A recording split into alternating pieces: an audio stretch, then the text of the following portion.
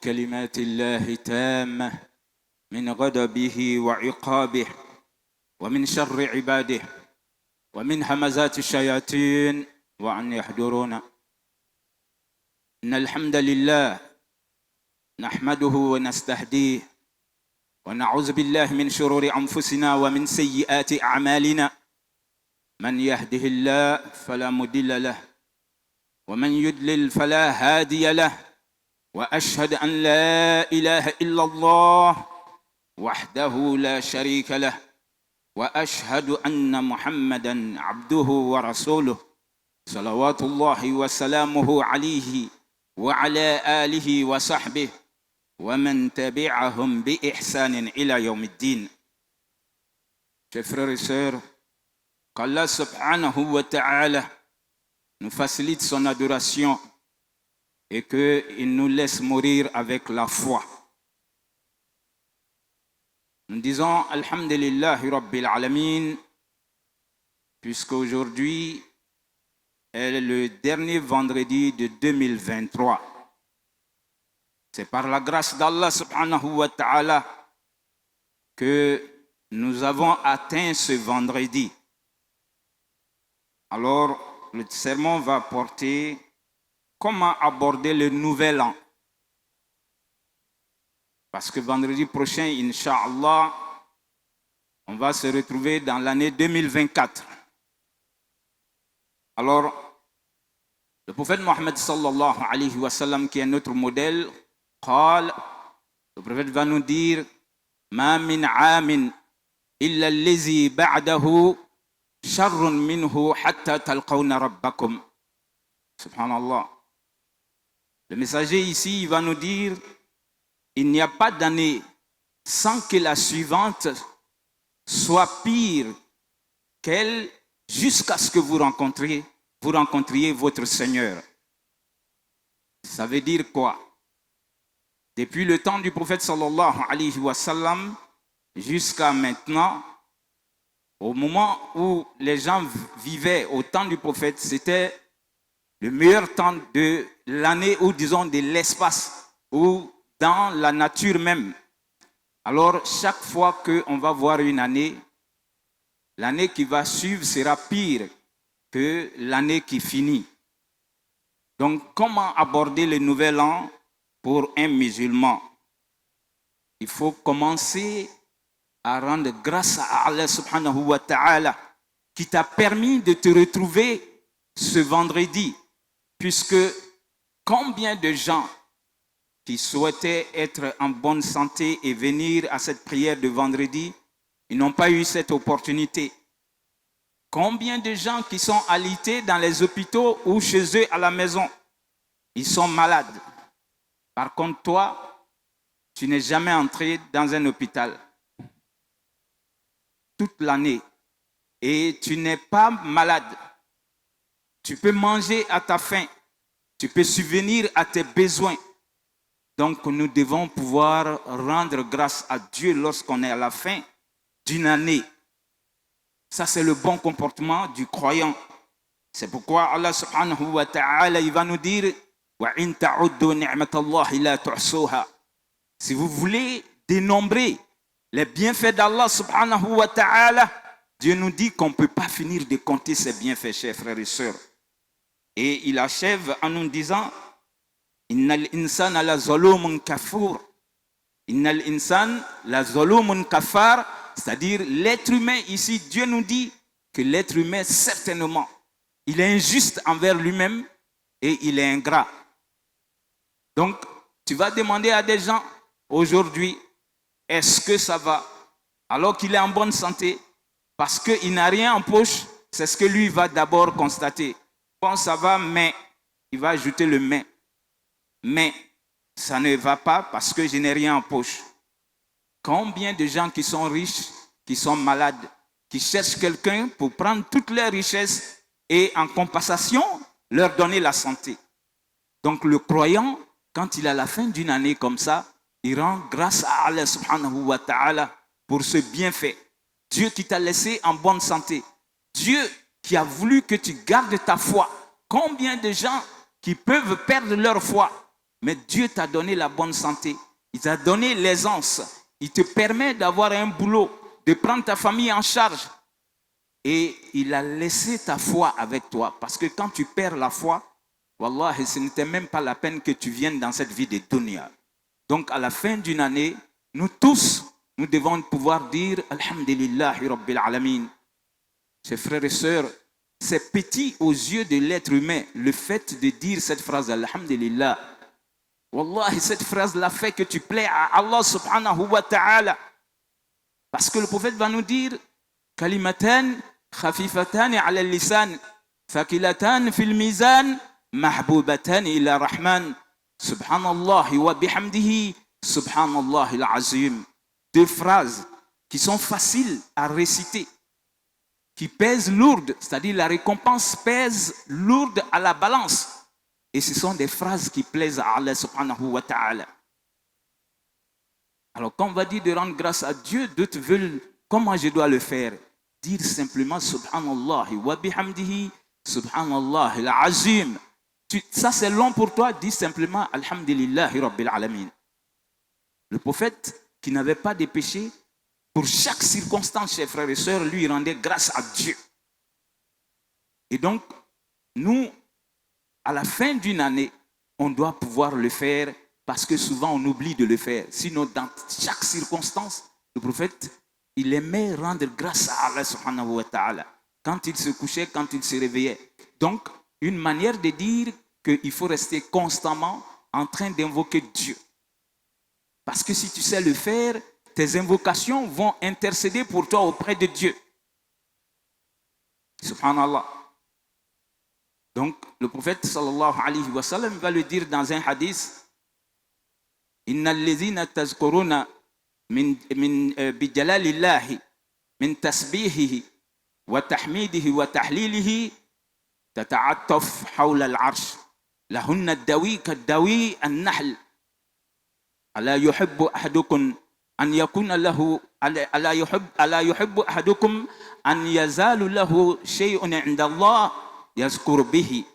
Le prophète dit sallallahu alayhi wa sallam, ce que nous allons faire comme invocation dans les tasbih, tahmid et takbir, nos tasbih, c'est-à-dire nos invocations de Dieu vont monter jusqu'au trône d'Allah subhanahu wa ta'ala et ils vont avoir des bourdonnements autour du trône de Dieu.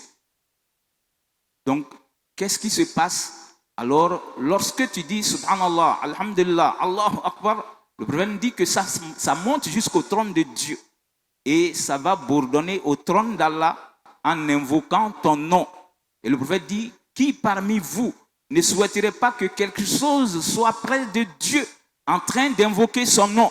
Donc quand toi tu fais Subhanallah, Alhamdulillah, Allahu Akbar, ça monte jusqu'au trône de Dieu. Alors Dieu lui-même le sait.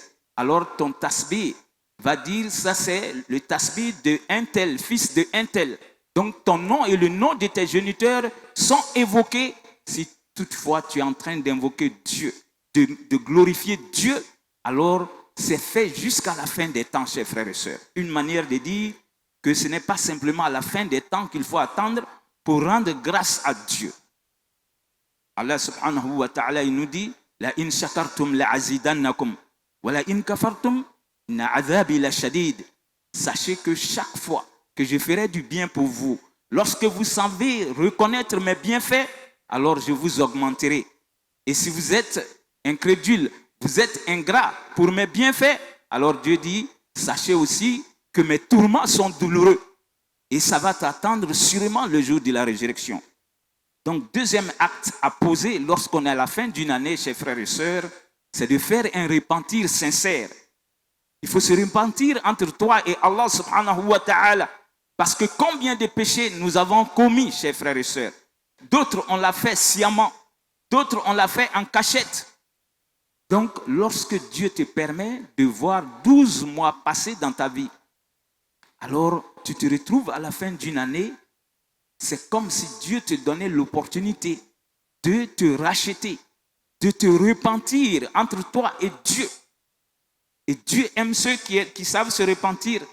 أَفَلَا يَتُوبُونَ إِلَى اللَّهِ وَيَسْتَغْفِرُونَ وَاللَّهُ غَفُورٌ رَحِيمٌ. Dieu lui-même, il s'en va dire ici, est-ce qu'ils ne sont pas prêts à se repentir, venir vers Dieu repentant et demander que ce Dieu-là, qui est miséricordieux, leur pardonne? Donc Dieu aime ceux qui savent se repentir. Qu'Allah nous aide à nous repentir. Et le prophète Mohammed sallallahu alayhi wa sallam, qui est notre modèle, il le faisait beaucoup de fois.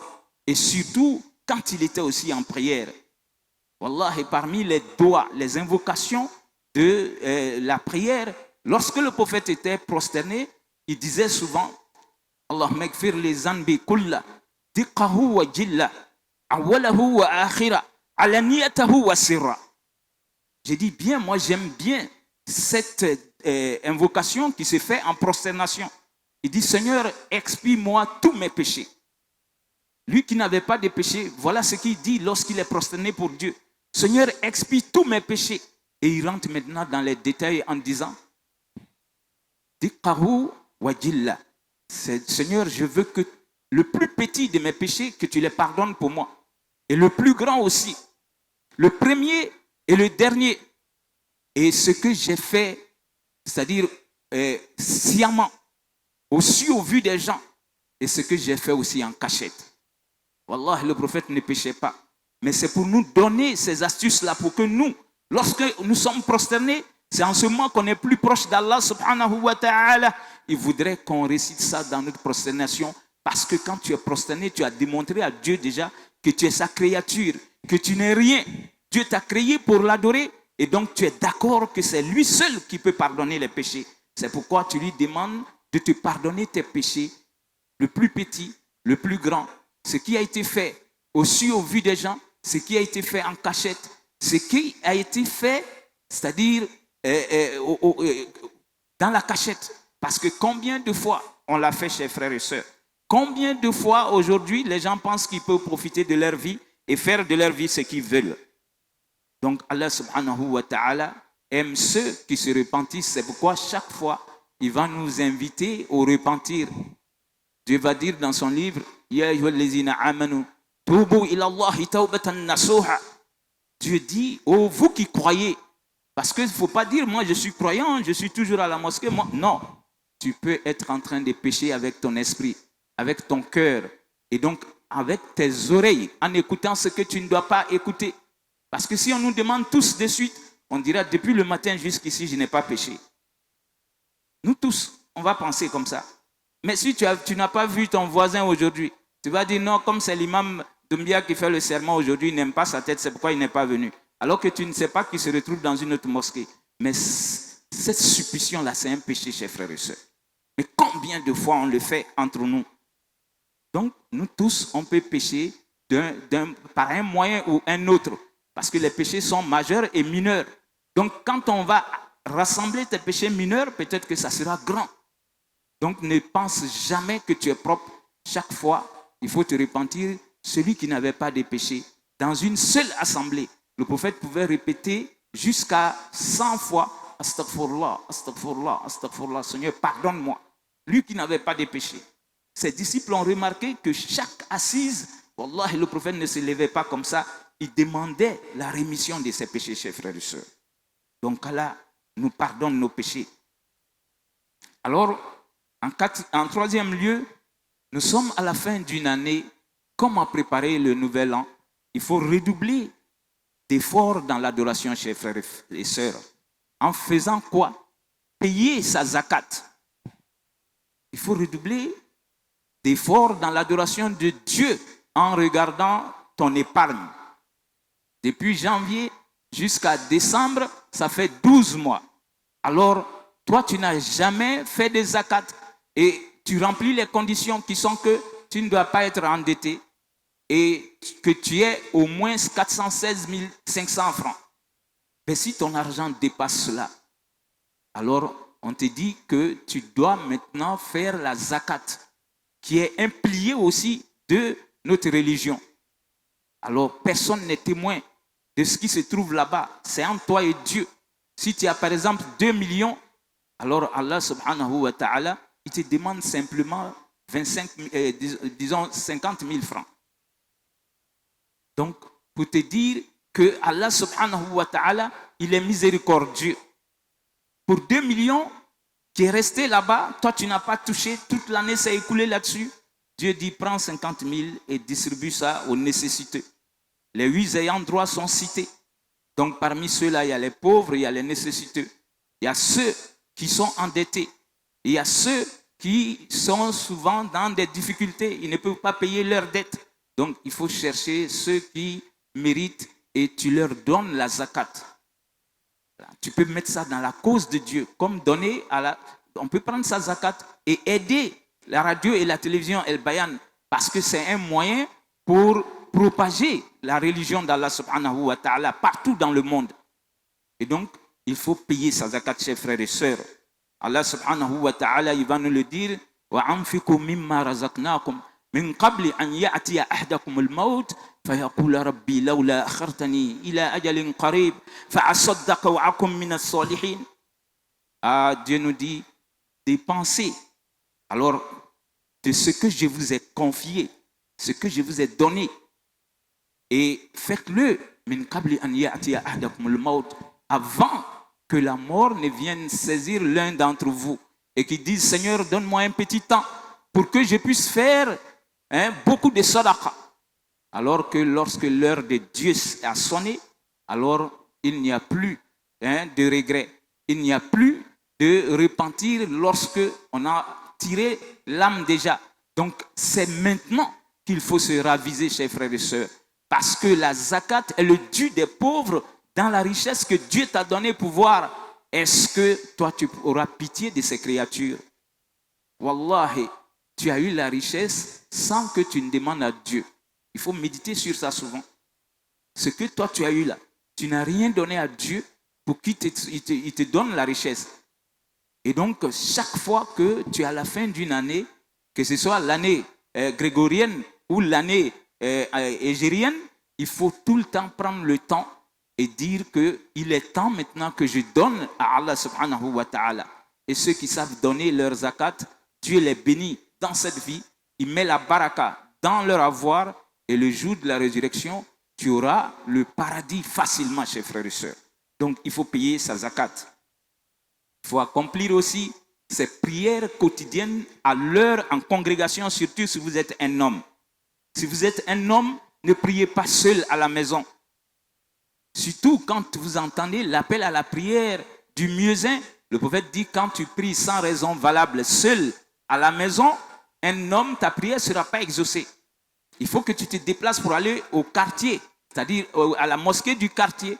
Alors quand tu es au plateau ici, tu peux entendre l'appel, quitte ton bureau, ferme ton commerce, viens faire tes 5 prières et ainsi Dieu, il va mettre la baraka dans ce que tu es en train de faire. Wallahi, la prière, Dieu, il y tient tellement, il va nous dire Hafizu ala salawati wa salatil wusta wa qumu lillahi qanitin.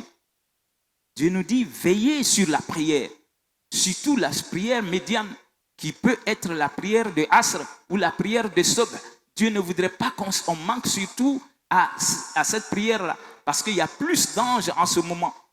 Donc Dieu nous dit soyez humbles vis-à-vis de votre Seigneur. Allah aime ceux qui vont faire la prière. Et le prophète il va nous dire sallallahu alayhi wa sallam, inna awwala ma yuhasab bihi ibn adam yawm al-qiyamah as-salat.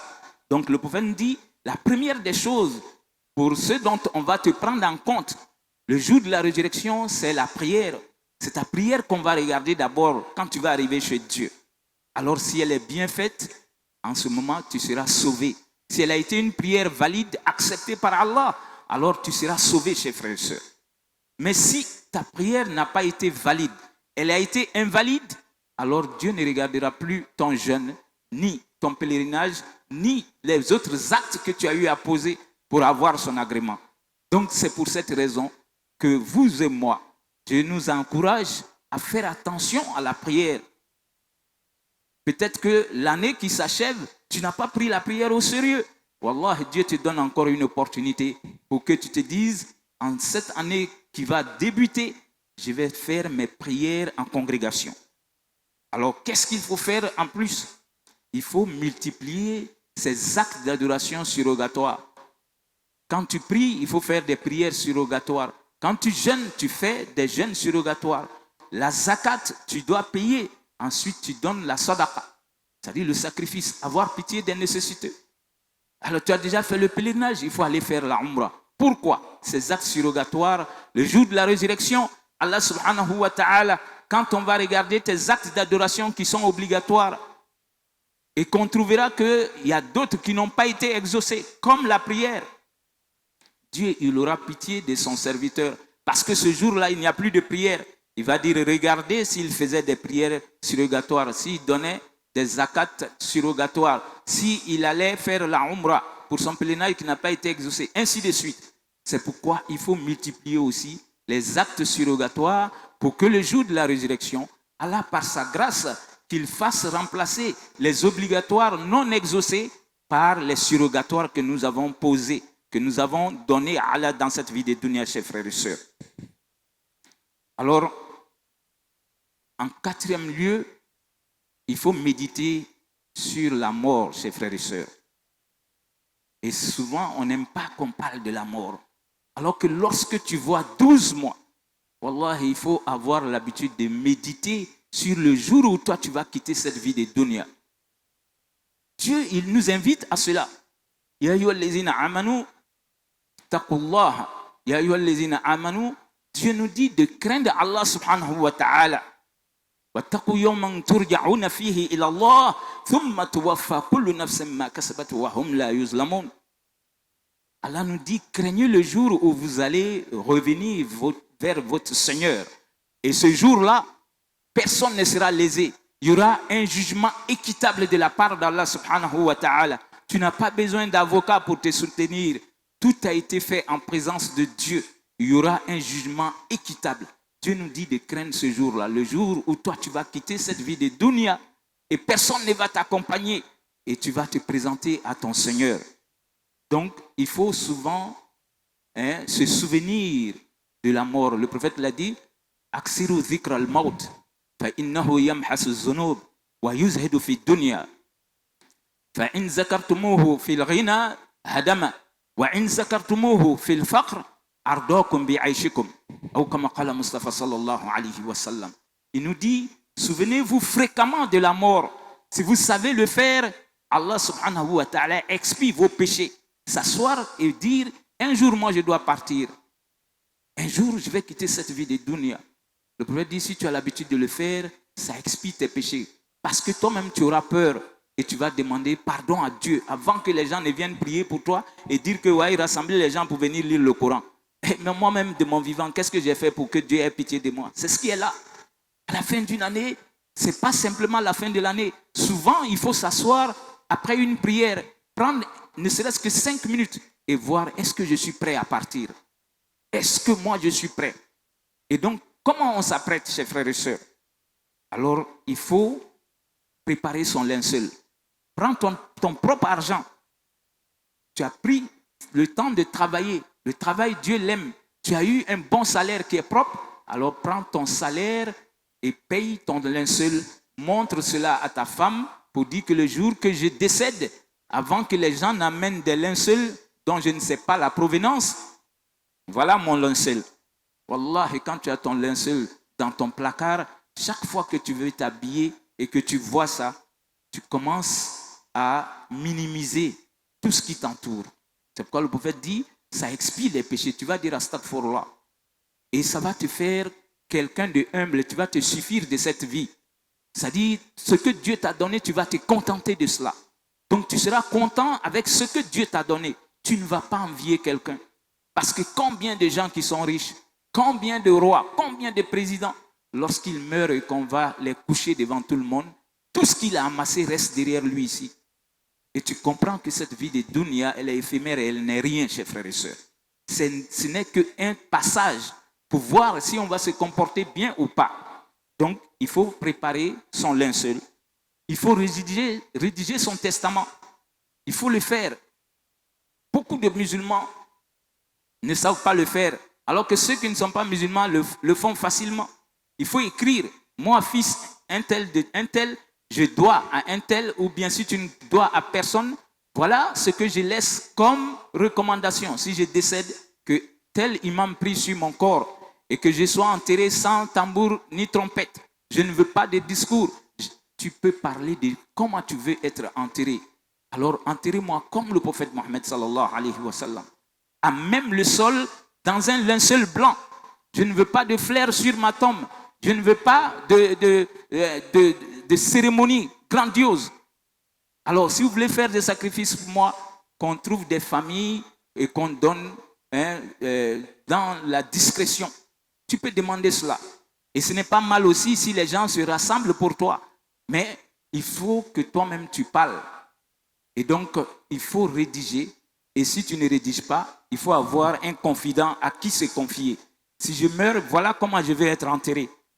Parce que si tu ne le fais pas, le jour que tu n'es plus, quelqu'un viendra prendre l'arène, c'est lui qui est le chef, soit de la tribu ou de ton village, et il fera de tes funérailles ce qu'il veut, puisque toi-même tu n'as rien dit. Donc il faut rédiger, ou bien il faut parler avec son imam, il faut parler avec son ami intime, avec son épouse, il faut parler, chers frères et sœurs, parce que nous on n'aime pas parler. Alors il faut dire aussi que Allah subhanahu wa ta'ala, il a fait que ceux qui savent s'asseoir et méditer sur leur mort, le prophète, il dit dans le hadith, il dit, Ma min ahdin yadhkuru al-maut illa hawana Allah al-maut alayhi. C'est-à-dire celui qui peut s'asseoir souvent et méditer sur la mort, se souvenir fréquemment de la mort, Dieu rend la mort facile pour lui. C'est Dieu qui peut rendre la mort facile. Sinon, la mort est difficile, chers frères et sœurs. Mais pour que ce soit facile, il faut souvent que toi-même, tu te dises, un jour, on va appeler les gens et on va dire, Inna lillahi wa inna ilayhi raji'un. Et donc, avant que ça n'arrive, moi-même, je dois me raviser entre moi et Dieu, entre moi et mes semblables. Donc, ceux qui savent le faire, le prophète dit, la mort sera facile pour la personne. Parce que lui, au moins, il se dit que ça viendra tôt ou tard. Et donc, quand on a la fin d'une année, il y a des comportements qu'il faut éviter, chers frères et sœurs. Parmi ces comportements, c'est-à-dire la joie excessive, être content sans limite. L'islam n'a pas dit de ne pas être content, mais tu es content pour voir le nouvel an. Comme dans la nuit du 31, d'autres vont boire, ils vont commettre l'adultère, ils vont faire tout ce qui déplaît à Dieu, parce que lui, il est content qu'il rentre dans 2024. Wallahi, chaque fois qu'une année est finie, tu es proche de ta tombe. Ça doit t'amener à méditer, à te repentir, mais pas à être content jusqu'à aller transgresser les lois de Dieu.